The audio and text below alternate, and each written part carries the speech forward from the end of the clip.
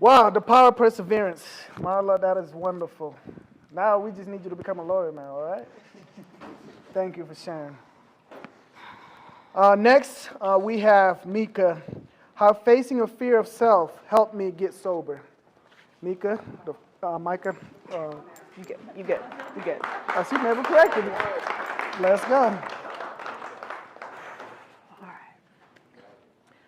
If you would have asked me 5 years ago, what was I afraid of? I would have probably mentioned public speaking. And I also probably would have said something about getting my heart broken, as I'm sure many of us have experienced throughout our lifetimes. Now, it was about 4 to 5 years ago that I was at a very low and pivotal point in my journey of spiritual and personal discovery. And the last thing that I would have thought to mention as a fear would have been a fear of self. My name is Mikah Ingram, and I have been sober from opiates, prescription drugs, and heroin for almost 4 years.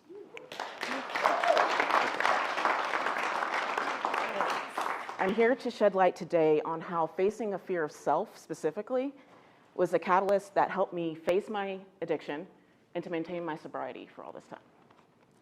So I'll give you a brief history of my backstory. I grew up in the South, and I grew up to a very strict, religious, and controlling family structure, where the values and the opinions of my caretakers greatly overshadowed and negated any will of my own. Now, yes, my basic needs were met, but I was a very creative and introspective young child, and any attempts I made to explore the realms of that self-expression, well, those attempts were stifled, controlled, and shamed. And I believe it's because I was different.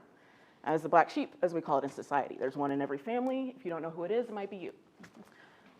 But yeah, I was different. My opinions, my values, my beliefs, they didn't seem to align with anyone else in my community, let alone my family. And it was made very evident to me early on that most of the things that my young blossoming mind might try to explore, to find interest in, that I found excitement in, well, most of those things weren't going to be tolerated. Now, over the course of time and due to the influence of those formative years, it's apparent to me now that by the time I was ready to enter into the world as an adult, I had no idea who I was. Up until that point, everything had been decided for me, everything. So my parents picked out my clothes. They told me what to wear. They told me how to style my hair, what music to listen to, what music not to listen to, what books to read, who to like, who to be friends with, you name it. Anything that might make you an individual or give you autonomy was pre-chosen for me.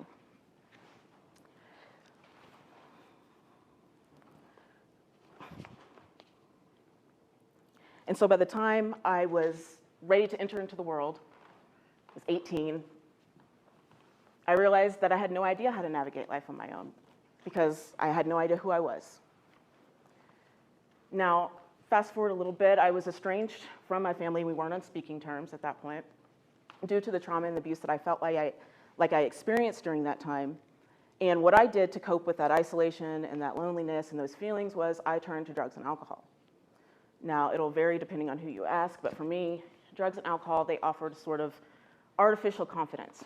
I was a very shy and introverted young child, young adult, and drugs and alcohol sort of gave me also like this momentary sense of peace. I was dealing with a lot of anxiety, a lot of depression, I had self-harming tendencies.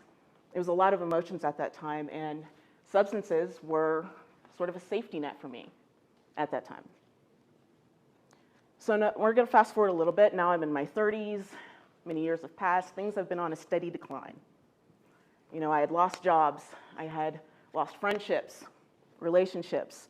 I was experiencing bouts of homelessness. There was one point where it was just me and my dog. I had a tent, and that's all I had to my name pretty much. And it was around that time that it became very evident to me that I had a problem. Now, I was aware that drugs and alcohol would never be a permanent fix. But when you're in the throes of active addiction, the last thing you're really thinking about is too far ahead into the future. It's more of a day-by-day basis of survival. And I was also in denial. I was scared, I was inexperienced, and I was essentially still a little girl on the inside who, at one point in their life, had been told that their very existence was not validated by God.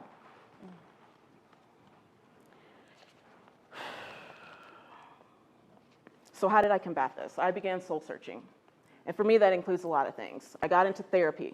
I highly recommend it, even if you feel like you don't need it. It's a great preventative measure. I also got involved in self-help anything. So like Ariane was talking about, time management, self-management, anything to get to know yourself better.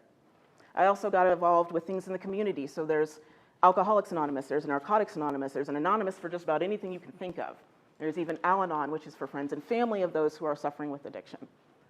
And the main thing that I will always accredit to giving me the strength to navigate throughout that time was, for the first time in my life, I had the ability and the privilege to discover a relationship with my higher power without the say of any outside source. So that was without my parents telling me what to believe, how to believe, what to do, no, I had the privilege for the first time in my life to develop that relationship, and it was really a beautiful thing. Now, throughout all of this, I'm still searching, for this, I'm still battling with this crippling fear of just being myself. And this was a process. It didn't take just days or weeks or months. It took years. And honestly, I feel like it's ongoing and that it continues on. And what this process entails, it means you have to go within. You have to be strong enough to face those parts of yourself that you might normally avoid. And so I unearthed and I discovered a lot of self-loathing, a lot of guilt, a lot of shame, and a lot of anger. I had stolen when I was in my addiction. I had lied to people when I was in my addiction, and I was not proud of who I was at that moment in time. But I had to make peace with that. Instead of cringing at it, instead of running from it, I had to turn and face it. It was a whole process of alchemizing all that perceived negativity of that time and turning it into something positive, finding the lesson in it for me to move forward. And this was a repetitive process. It means getting up every day, and even when you don't feel like you have your best to give, that's okay. You have compassion for yourself, you show some grace, you get up again the next day, you try again. I had to basically start from the bottom. I had to get used to making simple decisions for myself, the smallest decisions. I had to find my voice, and then I had to get used to speaking my truth.